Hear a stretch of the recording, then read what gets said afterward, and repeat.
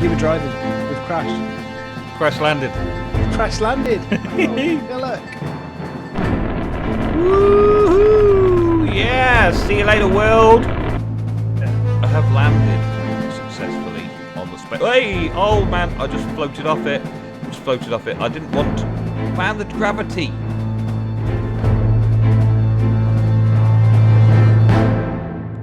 Now then, welcome back to another episode of Revenge of the CTeam. Yes, today I am solo. All this week I am going to be solo. Ego is unfortunately busy in real life stuff. No fault of his own, he's got stuff to do this Saturday night when we would normally do all of our recording together. You saw last week that we went into the Erebus dimension and did a lot of exploring, and we've got loot all around me here. I've got chestfuls of loot. And we did that last weekend. That's when we normally get a chance to do our play session together and do our recording once a week. So you generally see a lot of stuff going on during the week that we did on the weekend before. It's the way YouTube works. It's the way that this series works, and that is the behind the scenes for you. So this week, Ego is not able to join me for the session. So I'm just going to have to do it by myself. And hopefully, I'll survive, you'll enjoy yourselves, and we'll get lots done around the base. There is lots to do around the village. I've got lots of big plans of things that I want to clean up and sort out and do around the village. While Ego's not here to stop me. Now, normally, during the week, from our session of recording through the week, Ego is on the server doing things all the time, and I pop on and do things all the time as well, in amongst my other series and stuff that I'm doing on other servers and other places. Like, Ego's been working on the tree farm, so much so that now the trees have grown and they are not getting chopped down because we are so chock-a-block full of wood. He's done an awesome job down there. Now we just need to void off the excess. That's the thing, just to keep it running properly. And he's making so much power and stuff from it all, through all of the things he's been doing and achieving. Been building little houses and doing all the little roadways and all that kind of stuff midweek between recording sessions. So things change quite a bit between one week and the next, and that's normally just because we play on the weekend together to do the recording and play during the week together and alone to get things done. Okay? So there you go, that's behind the scenes. And because Ego's not with me this week, you have just me and only me. Lucky you guys. Now, we came back from the Erebus adventure with lots and lots of different loots. And I also have an inventory full of junky things that I've picked up in my time. And we need to focus on getting someplace to store all this stuff and have a really cool looking portal. Because this portal was erected just to basically show that you can do it in any shape. And that's nice. That's a nice thing to do. Also, I've had comments about the mob farm over there that we've got, the skelly farm and stuff, and I want to address those comments and use some of the ideas that I've had. Thank you very much for your comments and your likes and all of the support you give this series. I enjoy reading it all, and I don't always reply, but I do take things into account. And because me and Ego play together and go through whatever we end up doing on a session, that sometimes means that I forget about what people have commented. One of the comments that I want to address today was regarding this setup here at the mob farm. So I've got a few ideas from that, and I'm going to be using that and telling you who suggested it in the comments and all that kind of stuff. Naming names and doing things like that today as well. How much I'm going to get done in this episode or the next episode or whatever depends entirely on how quickly I can pull my finger out and get on after this intro. Alrighty, so one of the first things I want to do is sort out the skelly spawner, or the skelly farm. And I got this piece of information, which I probably already knew anyway, I just hadn't done anything about it, as a way of making this infinitely better, or at least better. Infinitely better may be a bit of a stretch, but definitely maybe better. It's pretty good as it is, but to add another level to it. For one thing, the farm is still spawning in those far corners, so I need to go all bat mode on it and take out a block just there and head on in. The other spawners up above will be still lighting up and all that, but still, never mind. 1, 2, 3, 4, 5. We're gonna go 6 and 7, 8. Yeah, I want another one over here. So I've got plenty of room. Need another bit of cobble. Let's put this one here. There we go. And put a redstone lamp in. That's that bit done. Okay, and we can bring some redstone over here in a minute. And I want to do the same in the opposite corner, just to try and slow down their spawning so they're not spawning all the time. They do spawn quite a lot over here. Even when the lights are on, which is why I want to fix it. Okay, so we got that. And I can fix that with this and this. And I'm going to need a bit more in the way of building supplies. Just to finish this off. There we go, that'll do. So hopefully this should still light up. It shouldn't be more than 15 away. Yeah, there we go, that's good. And this same over this side. I can do that from anywhere, but this is still 15, I hope. Yeah, there we go, that's good. Alright, so we've got that.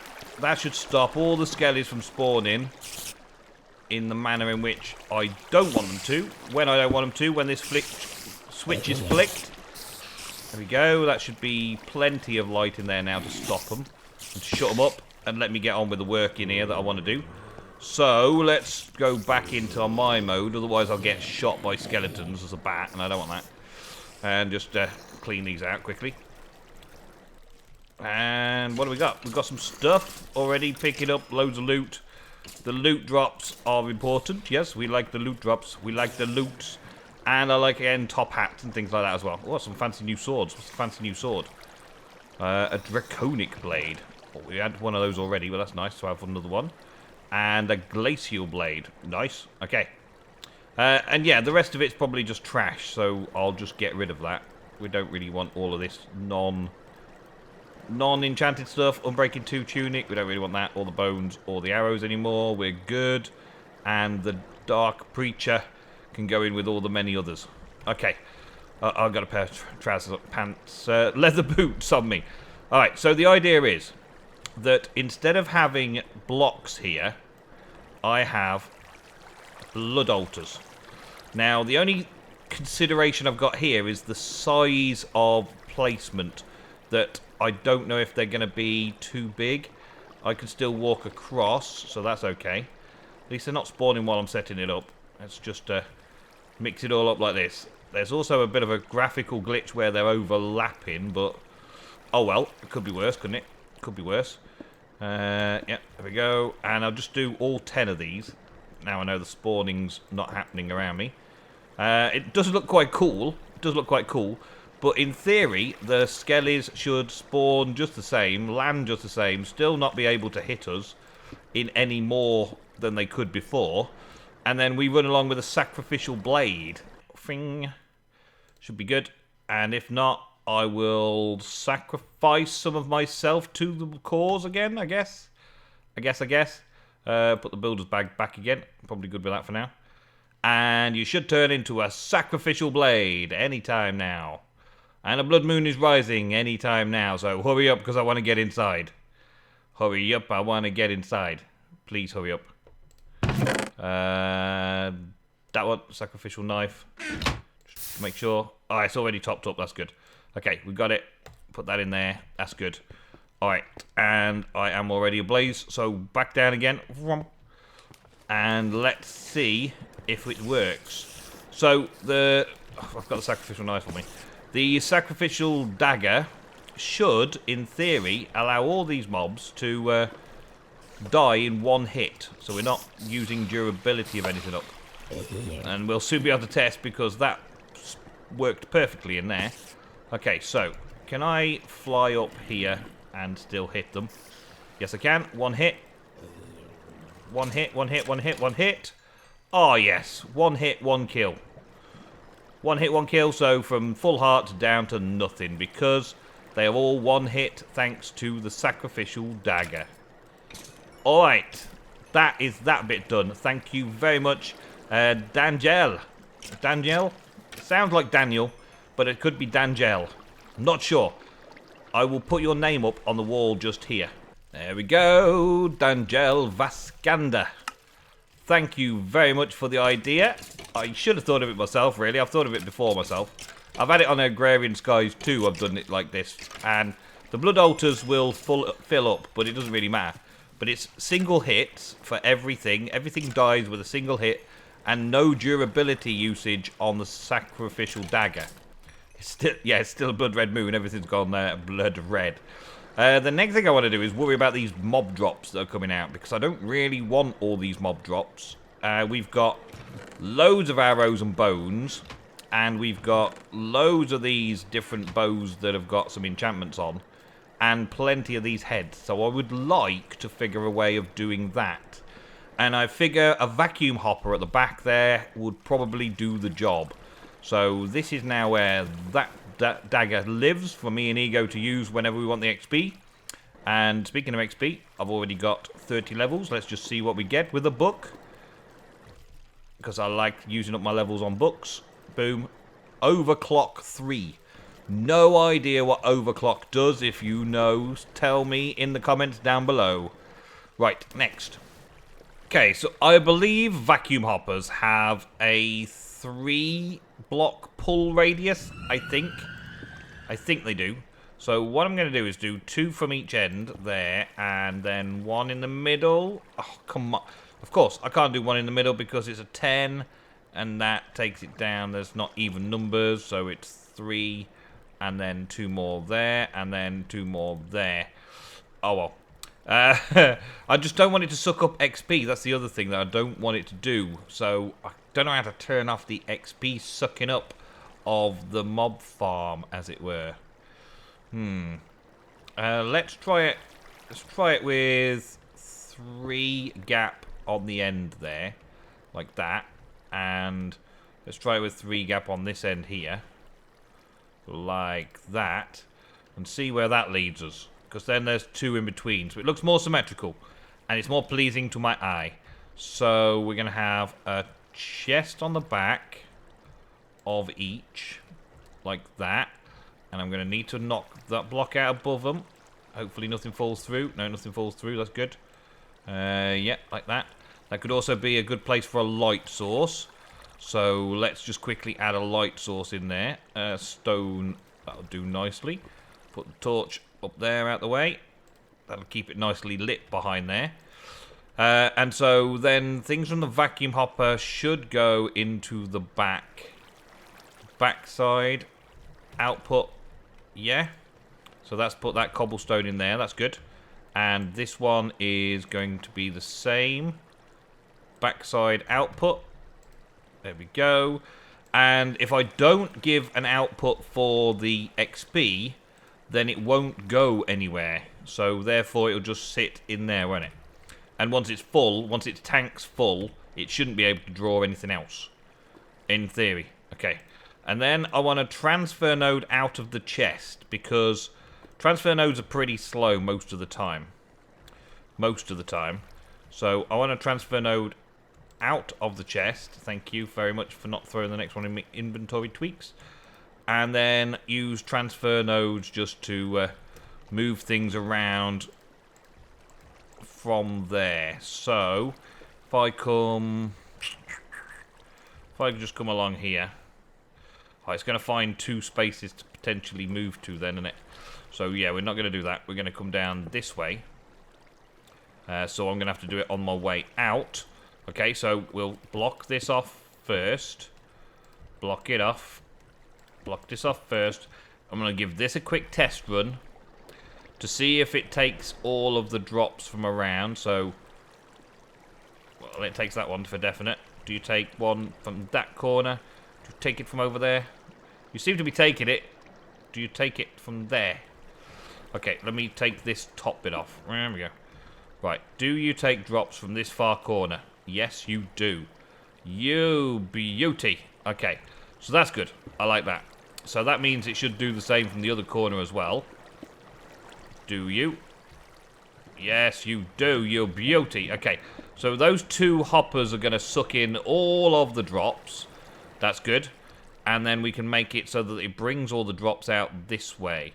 Now, I eventually want to put it into an ender chest. So at the moment, I'm just going to do something very basic. Which, surprise, surprise, is the way I do things around here. Yeah. I do want that there now. Yeah, I do. I'll let it go this way. Fine. I don't really have that many options. Let's put all this in together here. And let it just bring itself out this way. There we go. Settle that up. And some more of these. And bring it around here. Have I got some more stone? No, I haven't. I'll fix that up in a bit. And then up here, we've got 2 blocks space there. Yeah. And that can go in a minute as well. Let's just put it so there's 1 chest. That's all we need, isn't it? 1 chest, that'll do. So everything should now start coming into this 1 chest. Yeah, everything that I've had in there so far will come into this 1 chest. That will be the ender chest, or I'll put the ender chest a bit further out. That'll be my setup there. And that should keep all of this area nice and empty and clear. Now, am I in blaze form? Yes, I am. So I can go up and turn it on and give it a quick test run. See how that works. Bing. There we go. And check out what we've done today. Let's do this and give him a smack. Smack. And his loot disappears. And the XP orbs also disappear. But that's not an issue. Because there's only a little bit of XP going in there. Once that's full, it shouldn't be able to take any more. Yeah. And I could also send the XP down if I wanted and put it into a tank over here. So we can use it a bit later on. So I could I could put a tank behind there and have it going straight into a tank in the floor. That would also work for collecting the XP that way as well. So you don't have to even have all the XP being collected by the player either. Ah, what an awesome way to do things. But I think that's all I've got time for this first episode today. So thank you very much for watching. I will see you in the next episode of Revenge of the CTeam, coming very, very soon.